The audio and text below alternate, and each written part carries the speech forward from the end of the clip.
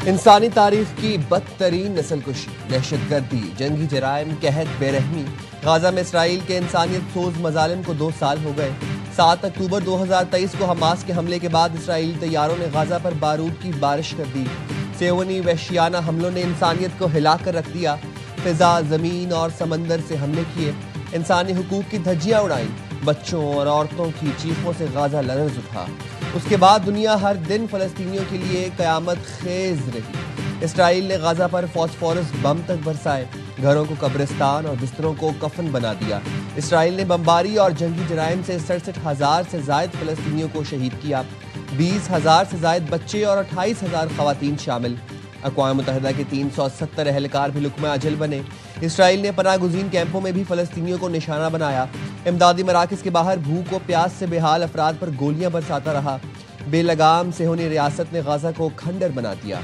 80% इमारतें तबाह, स्कूल, अस्पताल, मसाजिद, गिरजाघरों को मिलिया मेट किया।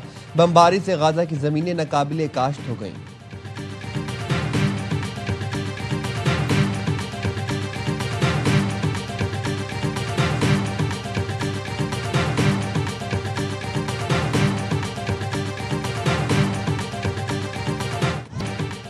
हमास के 7 अक्टूबर के हमलों ने इसराइल के बारे में दुनिया का नजरिया बदल दिया।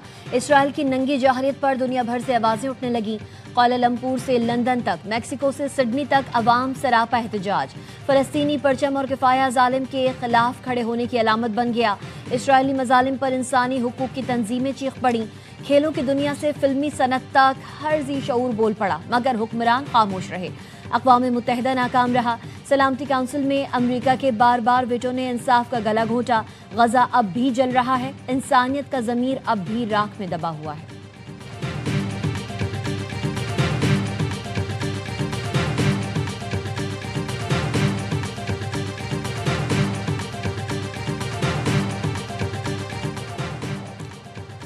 गाजा के 2 साल सहाफ़ियों के लिए मौत का जाल।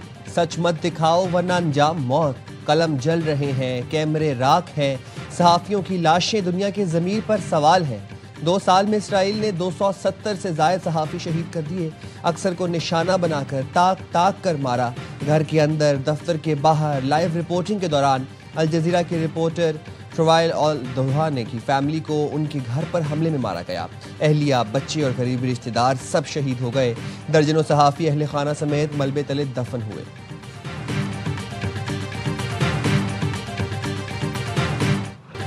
ट्रंप के गजा मंसूबे पर मिस्र में हमास और इसराइल के बिलवास्ता मुज़ाकरात। आज मुज़ाकरात में इसराइली और अमरीकी वफूद शिरकत नहीं कर रहे। हमास और सालिस मुल्कों के दरमियान गुफ्तगू के बाद अमरीकी और इसराइली वफूद को आगाह किया जाएगा। अमरीकी और इसराइली वफूद बुध से मुज़ाकरात में शामिल होंगे। इसराइल की हट धर्मी बरकरार, एक तरफ मुज़ाकरात, दूसरी जानिब बमबारी। गजा पर ताज़ा हमलों में मजीद 63 अफराद शहीद, 156 जख्मी हुए। अमरीकी वज़ीर ख़ारजा मार्को रूबियो कहते हैं इसराइल को जंगबंदी मुज़ाकरात के दौरान गजा पर बमबारी रोकना होगी। इसराइली बमबारी के दौरान यरग़मालियों की रिहाई मुमकिन नहीं।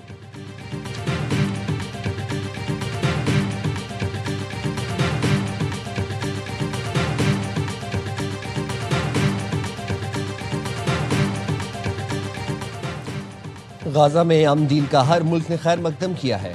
अमरीकी सदर डोनाल्ड ट्रंप की व्हाइट हाउस में मीडिया से गुफ्तगू। कहा, हम मशरिक़ वस्ता में 3000 साल पुराना तनाज़ा हल करने जा रहे हैं। हमास के साथ जंगबंदी और यरग़मालियों की रिहाई के लिए मुज़ाकरात जारी हैं। तुर्की, यूएई और सऊदी अरब भी अमन के लिए कोशा है। हमास तुर्की के सदर उर्दवान का एहतराम करती है। सदर उर्दवान गाजा में अमन के लिए असर रसूख इस्तेमाल कर रहे हैं।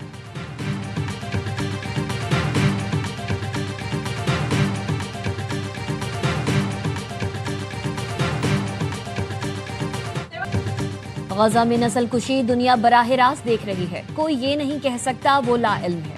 आलमी निज़ाम फ़लस्तीनियों से गद्दारी कर रहा है। इसराइल ने रिहाई पाने वाले माहौलियाती कारकुन ग्रेटर थुनबर्ग की एथेंस पहुंचने पर गुफ्तगू। कहा, दुनिया बदतरीन जंगी जराइम रोकने में नाकाम है।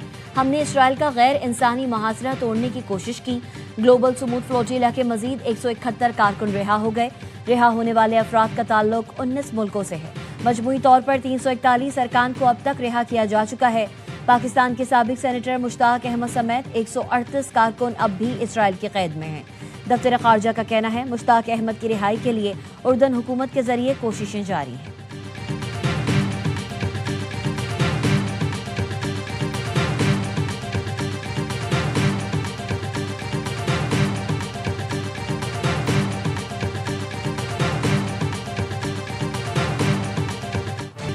मलेशियन हम मनसब से मुलाकात तामीरी और खुशगवार रही। दोनों मुल्कों के दरमियान कारोबारी ताल्लुकात फरोग देने पर इत्तफाक हुआ। पाकिस्तान और मलेशिया की कंपनियां सयाहत के फरोग के लिए मिलकर काम करेंगी। वज़ीर आज़म शहबाज शरीफ को कुआलालंपुर में पाक मलेशिया बिजनेस फोरम से खिताब। मलेशियन वज़ीर आज़म अनवर इब्राहिम ने कहा, पाकिस्तान के साथ तजारती ताल्लुकात बढ़ाने के ख्वाहां हैं। कारोबारी इदारों के दरमियान रवाबित और ताउन की हौसला अफजाई करना होगी। दोनों वज़ीर आज़म ने मुश्तरका प्रेस कॉन्फ्रेंस भी की।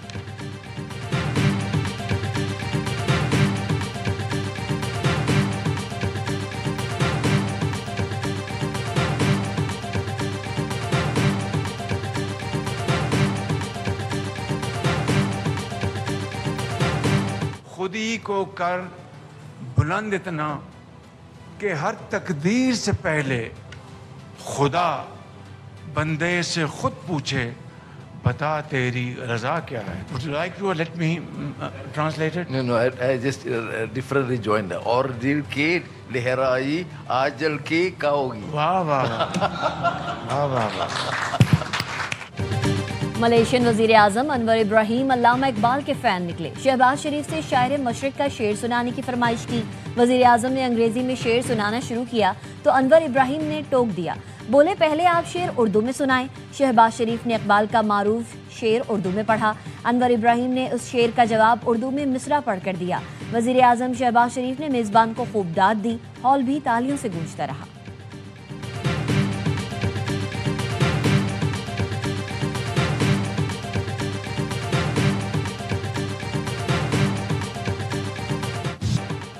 पाकिस्तान में सैलाब के बाद सियासी तूफान। पीपी और नून लीग में लफ्जी जंग में शिद्दत आ गई।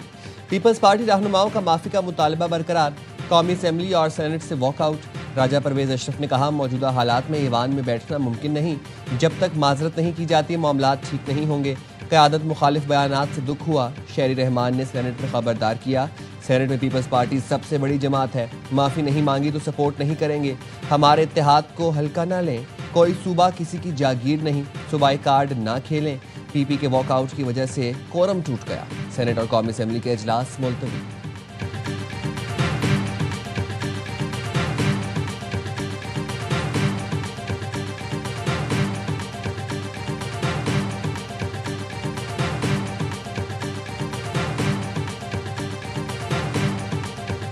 आज़म जो है जरदारी साहब से और बिलावल भुट्टो जरदारी साहब से इस मसले पे बात करेंगे। कल वापस आते हैं तो इंशाअल्लाह इस बारे में पेशरफ्त हो। मरियम नवाज से माफी का मुतालबा भी सुनने में आ रहा है कि पीपल्स पार्टी कर रही है, तो ऐसा मुमकिन नहीं, कोई ऐसा मुतालबा नहीं।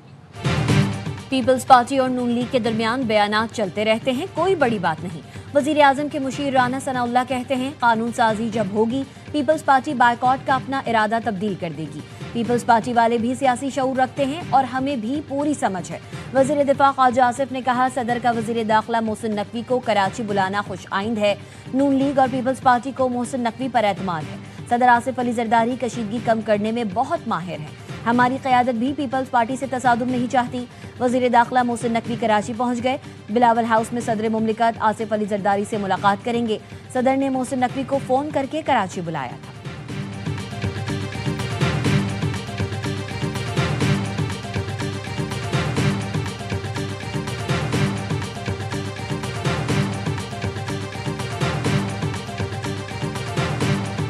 मनाजरे का चैलेंज जो है वो एक्सेप्ट कर लिया शजील मेमन साहब का। आइए आपको भावलपुर दिखाऊं, आप मुझे कश्मीर ले चलें, आप मुझे जैकबाबाद छोड़े, आप मुझे नवाबशाह ले चले, आप मुझे गढ़ी खुदाबख्श ले चलें, मुझे दिखाएं वहाँ 17 साल में आपने क्या किया।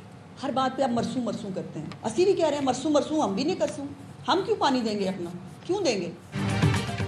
वज़ीर इत्तलात पंजाब अज़मा बुखारी ने शजील मेमन के मनाजरे का चैलेंज कबूल कर लिया। कहाँ आए, आपको लाहौर ही नहीं जनूबी पंजाब की सैर कराती हूँ, आप मुझे गढ़ी खुदाबख्श दिखा दें। सिंध से बैठ कर डिक्टेट ना करें। पंजाब लावारिस नहीं है, हमारे पास सिंध के तर्जुमानों की तरह सस्ती अदाकारी का वक्त नहीं।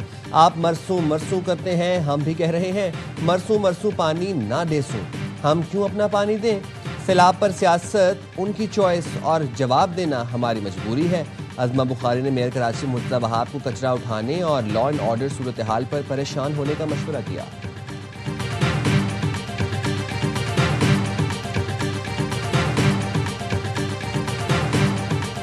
जनाब स्पीकर, हम पीपल पार्टी की ये फ्रेंडली फायर को जो है ना वेलकम करते हैं। हम समझते हैं कि अगर ये संजीदा है, इस हुकूमत को फारग करने में हम इसका साथ दे देंगे। अभी आए, मैं हमें ऑफर करता हूँ अपनी तरफ से, अगर ये अदम एतमाद पेश करते हैं तो हम पूरा सपोर्ट करेंगे इसको अदम एतमाद। आओ मिलकर हुकूमत गिराएं। पीटीआई की पीपी को पेशकश। असद कैसर ने कहा पीपल्स पार्टी अदम एतमाद लाए, पीटीआई साथ देगी। पीपी के फ्रेंडली फायर का भी खैर मकदम करते हैं। पीटीआई अरकान ने भी पीपी के पीछे इजलास का बायकॉट किया। सेनेट में अली जफर के पीपी और नून लीग पर तंज। कहा नून लीग और पीपी में मुकाबला है कि किसने कम धोखा दिया है।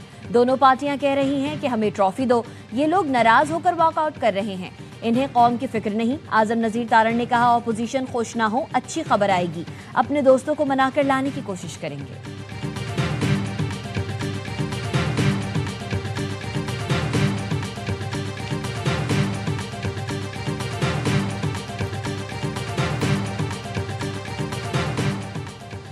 हम सब पाकिस्तानी हैं, चारों सूबे बराबर और मोहतरम हैं। किसी सूबे पर मुश्किल आए, पंजाब सबके साथ खड़ा होता है। हम दिल और वसाइल के दरवाजे खुले रखते हैं, इसी तरह दूसरों से तवक्को रखते हैं। मरीम नवाज का काबीना इजलास में इजहार ख्याल। इजलास में सैलाब मुतासरीन को 17 अक्टूबर से इमदादी रकूम के चेक तकसीम शुरू करने की मंजूरी दी। जाँ बहक अफराद के लवाहिकीन को 10 लाख, मुस्तकिल माजूरी पर 5 लाख और मामूली माजूरी पर 3 लाख रुपए इमदाद दी जाएगी।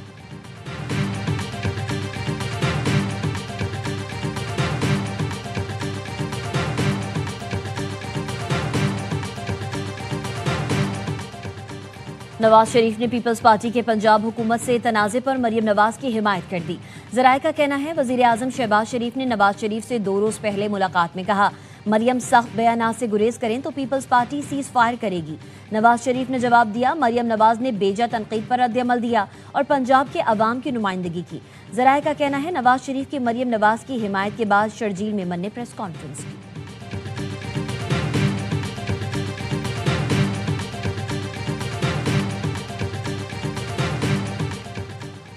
बानी पीटीआई के खिलाफ 9 मई जीएचक्यू हमला केस का जेल ट्रायल बहाल कर दिया गया। ट्रायल आज अडयाला जेल में शुरू होने का इम्कान। पंजाब हुकूमत ने नोटिफिकेशन जारी कर दिया। सुपरिटेंडेंट अडयाला जेल ने रावलपिंडी पुलिस से इजाफी सिक्योरिटी मांग ली।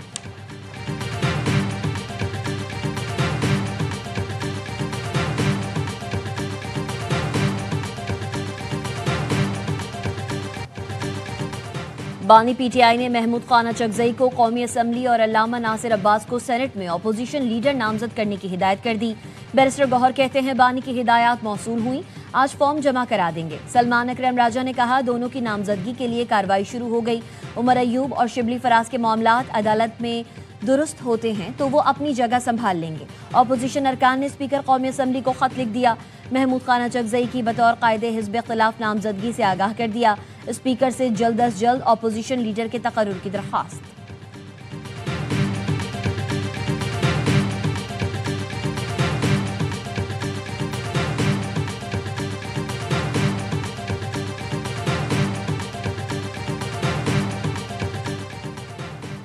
हथियार डालने वाले अफराद के खानदानों को माशी तहफ़्फ़ुज़ दिया जाएगा। तालीम, सेहत, तहफ़्फ़ुज़ और तरबियत दी जाएगी।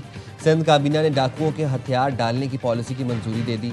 ब्रीफिंग दी गई कि पॉलिसी का मकसद रियासती रिट कायम करना और कच्चे के इलाकों में तरक्की का फ़रोग़ है।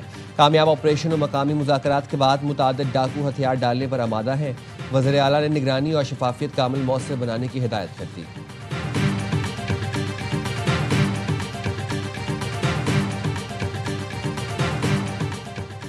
फैसलाबाद के इलाके मुजफ्फर कॉलोनी में रात गए मकान की छत मुनहदम। मलबे तले दबकर खातून जाँ बहक, शौहर, बेटा और बेटी जख्मी हो गए। रेस्क्यू हुकाम के मुताबिक छत बारिश के बाइस कमजोर हो गई थी।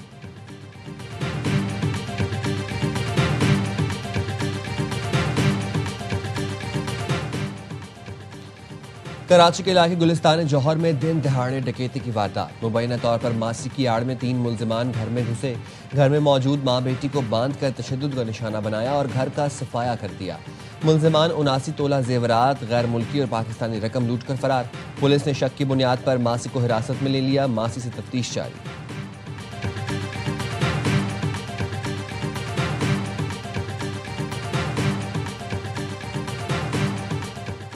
हाफिजाबाद पुलिस हुकाम ने शहीद कांस्टेबल की बेटी की शादी को मिसाली बना दिया।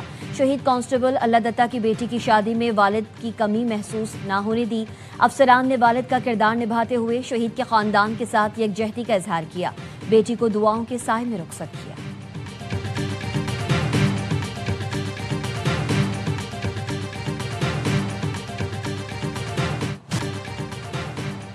कराची वस्ती में 2023 से ज़ेर तामीर करीमाबाद अंडरपास 2 साल बाद भी नामुकम्मल। मंसूबे की लागत में भी दुगना इजाफा हो चुका। 2 साल में तरक्याती मंसूबे की तकमील की 3 डेडलाइंस कर दी गईं। मंसूबे की सुस्तरवी के बायस मशहूर मीना बाजार की रौनकें भी मांद। ताजिर बरादरी अवाम की मार्केट तक रसाई न होने से नुकसान से दो चार। मुसलसल गर्दो गुबार से इलाका मकीन परेशान।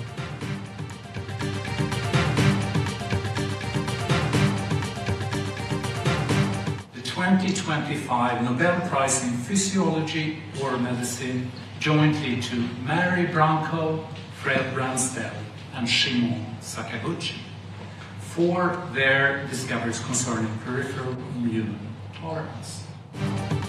तिब्का नोबेल इनाम 3 साइंसदानों के नाम। अमरीकी साइंसदान मैरी ब्रैंको, फ्रेड रेम्सडेल और जापान के शिमोन साकागुची को मुश्तरका तौर पर आलमी एजाज मिला। तीनों को ये नाम मदफ़ाती निज़ाम के सिक्योरिटी गार्ड्स की दरियाफ्त पर दिया गया। दरियाफ्त कैंसर और खुदकार मदफ़ाती बीमारियों के इलाज में संगे मील साबित हो सकती है।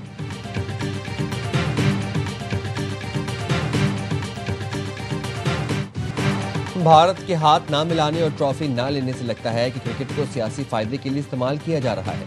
साबिक इंग्लिश कप्तान माइक एथर्टन भी भारतीय हठधर्मी पर बोल पड़े। कहा, आईसीसी मौशी फायदे के लिए ये मैच करवाता है। हालिया सूरत हाल में पाक भारत मैच से खेल को नुकसान हुआ। पाक भारत मैचेस को रोका जाए ताकि सियासी मामलात क्रिकेट पर असरअंदाज न हो।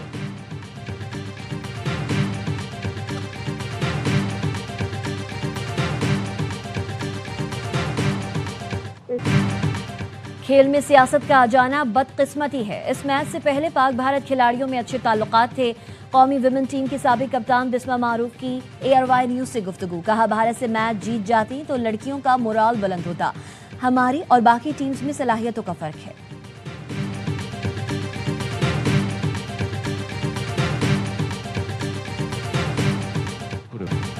खवातीन के वर्ल्ड कप में न्यूजीलैंड की लगातार दूसरी नाकामी। जनूबी अफ्रीका ने 6 विकेटों से हरा दिया। इंदौर में प्रोटियाज ने 232 रन का हदफ बआसानी हासिल कर लिया।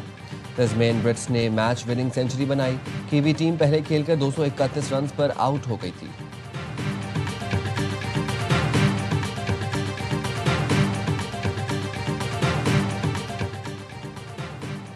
मिस्ट्री स्पिनर अबरार अहमद का कराची में वलीमा। तकरीब में चेयरमैन PCB मोहसिन नकवी की खुसूसी शिरकत।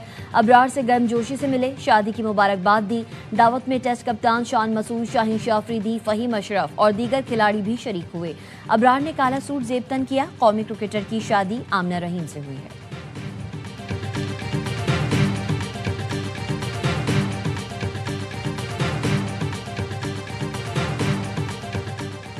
और पाकिस्तान समेत दुनिया भर में कपास का दिन आज मनाया जा रहा है। दिन मनाने का मकसद कपास की फसल की अहमियत को उजागर करना। रवां साल मानसून के दौरान शदीद बारिशों और सैलाब से हजारों एकड़ पर खड़ी कपास की फसल को नुकसान पहुंचा। कपास कॉटन जनरल एसोसिएशन के मुताबिक मुल्क भर में कपास की पैदावार 15 लाख बेल से कम होकर सिर्फ 5 लाख बेल्स रह गई।